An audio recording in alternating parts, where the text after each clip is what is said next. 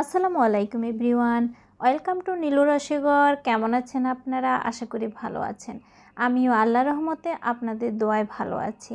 আজ আমি আপনাদের জন্য নিয়ে এসেছি খুবই সুস্বাদু মজাদার অ্যারাবিক একটি ডেজার্ট মামুল। এটি আমরা বাচ্চা থেকে বড় সকলেই খুবই পছন্দ করে খাই। এটি আমরা তৈরি করে ঘরে কিছুদিন সংরক্ষণও করতে পারি। তাই এই এখন সামনে রোজা আসছে, রোজার ইফতারে আমরা এই ডেজার্টটি তৈরি করে রেখে দিতে পারি ঘরে ইফতারে সার্ভ করার জন্য। তা আশা করছি রেসিপিটি পেয়ে আপনারা উপকৃত হবেন এবং রেসিপিটি আপনাদের ভালো লাগবে। যদি রেসিপিটি আপনাদের ভালো লাগে তাহলে আমাকে একটা লাইক কমেন্ট শেয়ার করে দিবেন। আপনাদের সুন্দর একটি লাইক কমেন্ট আমাকে আগামী ভিডিও তৈরিতে উৎসাহ যোগায়, একটি শেয়ার মানুষের কাছে পৌঁছে দেয়। আর আমার চ্যানেলটিকে সাবস্ক্রাইব করে অল বাটনে ক্লিক করে রাখুন, তাহলে আমার আগামী ভিডিওগুলোর নোটিফিকেশন আপনারা খুব সহজেই পেয়ে যাবেন। চলুন তাহলে শুরু করি এই অ্যারাবিক ডেজার্ট মামুল আমি কিভাবে তৈরি করেছি। এর জন্য প্রথমে আমি নিয়েছি 250 গ্রাম পরিমাণ semolina, অর্থাৎ হালুয়া তৈরি করি আমরা যেই সুজি দিয়ে সেই সুজি। তারপরে এই সুজির মধ্যে দিয়ে দিচ্ছি আমি 120 গ্রাম পরিমাণ আনসল্টেড বাটার। এগুলো দিয়ে আমি এখন ভালোভাবে ম্যারিনেট করে নিচ্ছি। সুজির সাথে ভালোভাবে বাটার ম্যারিনেট করে এগুলোকে আমি রেস্টে রেখে দিব 6 ঘন্টার জন্য। তারপর মামুলের জন্য নিচ্ছি আমি এখানে 100 গ্রাম পরিমাণ ক্র্যাশ করা পেস্তা বাদাম। এগুলোকে আগে ভিজিয়ে নিয়েছি, তারপর ক্র্যাশ করেছি। তারপর নিচ্ছি 250 গ্রাম পরিমাণ খেজুর। এগুলোকে ভালো করে ধুয়ে পানি ঝরিয়ে তারপর সিডলেস করে নিয়েছি। এখন এই পেস্তা বাদামগুলোর মধ্যে আমি দিয়ে দিচ্ছি 20 গ্রাম পরিমাণ সুগার, দিয়ে দিচ্ছি অরেঞ্জ এসেন্স, আপনারা অরেঞ্জ জেস্ট ব্যবহার করতে পারেন, দিয়ে দিচ্ছি 10 ml পরিমাণ পানি। এখন এগুলোকে ভালোভাবে আমি ম্যারিনেট করে সফট একটা পেস্টে তৈরি করে নেব, যেন ছোট ছোট বল আমি এই পেস্টগুলো দিয়ে তৈরি করতে পারি। এরকম ঠিক এরকম বল তৈরি করার জন্য পেস্টটাকে তৈরি করে নিতে হবে। আর পেস্ট তৈরি করে আমি বল তৈরি করে নিচ্ছি, ছোট ছোট সব তৈরি হয়ে গিয়েছে। তারপর খেজুরগুলোকে এখন আমি পেস্ট তৈরি করে নেব। দিয়ে দিচ্ছি 1 চিমটি পরিমাণ জয়ফলের গুঁড়ো, দিয়ে দিচ্ছি 1/2 টিস্পুন পরিমাণ দেশি ঘি।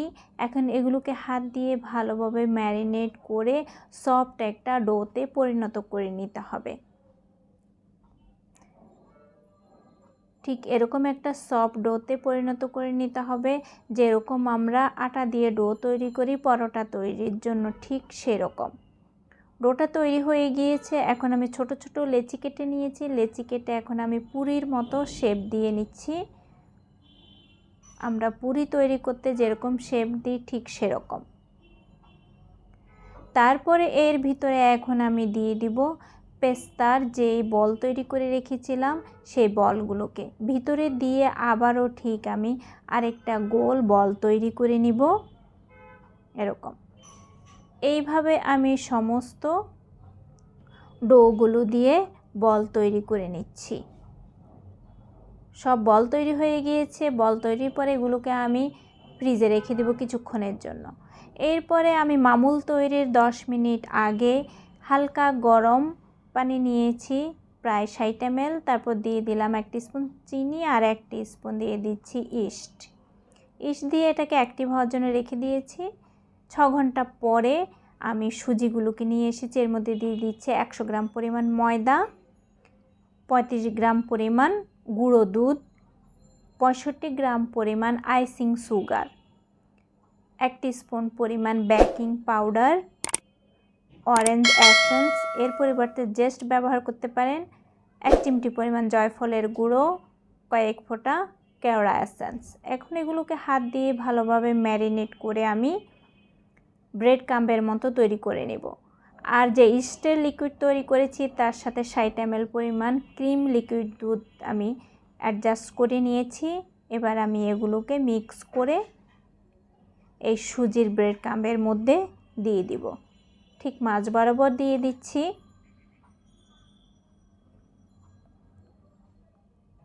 দিয়ে দিচ্ছি একটা ডিমের কুসুম। এখানে ডিমের কোনো সাদা অংশ ব্যবহার করা যাবে না, কুসুমটাকেই ব্যবহার করতে হবে। এখন হাত দিয়ে ভালোভাবে ম্যারিনেট করে একটা সফট ডো তৈরি করে নেব। এগুলোকে কিন্তু জোরে জোরে ম্যারিনেট করা যাবে না, আলতো হাতে ম্যারিনেট করে ডো তৈরি করতে হবে। ডো তৈরি হয়ে গিয়েছে। এখন আমি ছোট ছোট লেচি কেটে বল তৈরি করব। হাতে আগে একটু বাটার মেখে নিয়েছি যেন হাতের মধ্যে আটকিয়ে না যায়। এরকম ছোট ছোট পুরির মতো করে ভিতরে আমি খেজুর এবং পেস্তার যে বল তৈরি করেছি সেটা দিয়ে আবারও বল তৈরি করে নেব। এভাবে আমি সবগুলো বল তৈরি করে নিচ্ছি। আপনাদেরকে দুটো দেখিয়ে দিলাম। ঠিক এরকম সবগুলো বল আমার তৈরি হয়ে গিয়েছে। আমার প্রায় 12 থেকে 13টার মতো বল তৈরি হয়েছে। এখন এগুলোকে আমি শেপ দিব। আমি কাপ কেকের একটা সাস নিয়েছি, তার মধ্যে দিয়ে আমি এখন একটা শেপ করে নিচ্ছি। বাফা পিঠা যেভাবে শেপ করে দিয়ে বের করে নিয়ে আসে সাসের ভিতর থেকে, ঠিক এরকম করে আমি শেপ করে নিয়ে এসেছি। আর একটা বেকিং ট্রের মধ্যে বাটার পেপার দিয়ে বিছিয়ে দিয়েছি, সেখানের মধ্যে আমি মামুলগুলোকে দিয়ে দিলাম। আমি ওভেনে বেক করব, তাই আমি এরকম বেকিং ট্রের মধ্যে নিয়েছি। আর ওভেনকে আমি 170 ডিগ্রিতে 10 মিনিট আগেই প্রিহিট করে নিয়েছি। একই টেম্পারেচারে আমি এগুলোকে 20 থেকে 25 মিনিট পর্যন্ত বেক করব। আপনারা দেখতে পারেন 20 মিনিট পরে যদি ভালোভাবে বেক না হয় আরও 5 মিনিট বেক করতে পারেন। 20 মিনিট পরে আমার মামুলগুলো এরকম হয়েছে। একটু ঠান্ডা হতে দিচ্ছি, প্রায় ঠান্ডা হয়ে এসেছে। এখন আমি এগুলোকে নামিয়ে আপনাদেরকে একটু কেটে দেখাবো এর ভিতরে কেমন হয়েছে। এগুলোকে কিন্তু গরম গরম কাটতে যাবেন না, গরম গরম কিন্তু সব জিনিসই সফট থাকে, ভেঙে যেতে চায়।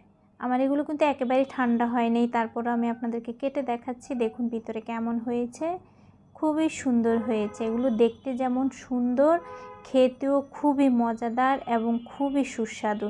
এগুলো কিন্তু বাচ্চা থেকে বড় সকলেই খেতে পারবেন।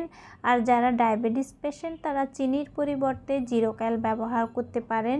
এখানে এর ভিতরে আমি অরেঞ্জ জেস্ট দিয়ে দিয়েছি। এই অরেঞ্জ জুসটা কিভাবে আমি তৈরি করেছি সেটা আমি আপনাদেরকে রেসিপি দিয়ে দিব আমার চ্যানেলে।